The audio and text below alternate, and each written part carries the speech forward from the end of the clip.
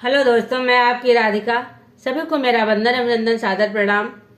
हमारे माता पिता तुल्य जो हमारे ऑडियंस जुड़े हुए हैं, जो नहीं जुड़े हैं, सभी को मैं हाथ जोड़ के प्रणाम करती हूँ।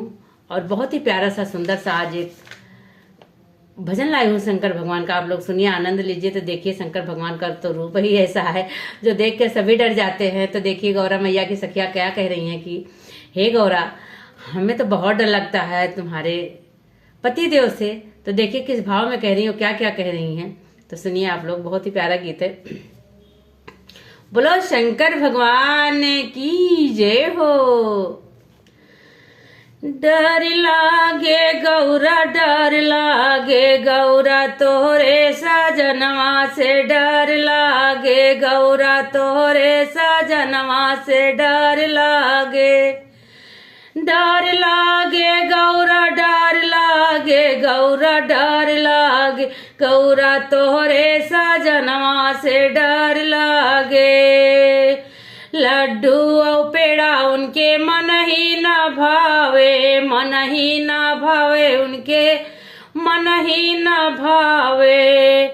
हरे भंगिया धतुरवा मान भावे, गौरा तोरे सजनवा से, डर लागे गौरा तोहरे सजनवा से, डर लागे।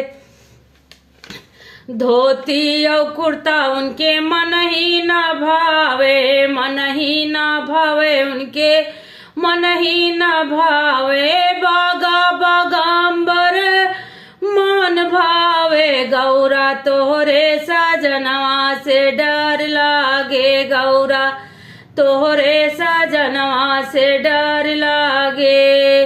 डर लागे गौरा, डर लागे गौरा, डर लागे गौरा तोहरे सजनवा से, डर लागे। महलाया टारी उनके मन ही न भावे, मन ही न भावे उनके, मन ही न भावे।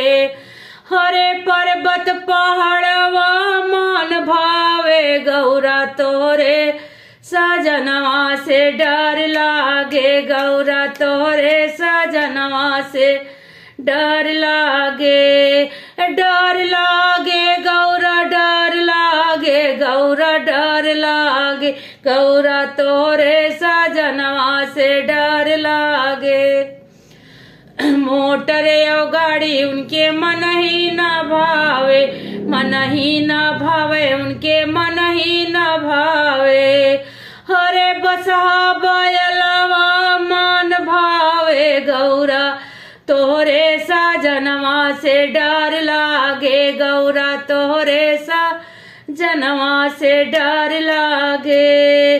डर लागे गौरा, डर लागे गौरा, डर लागे गौरा तोहरे सजनवा से, डर लागे।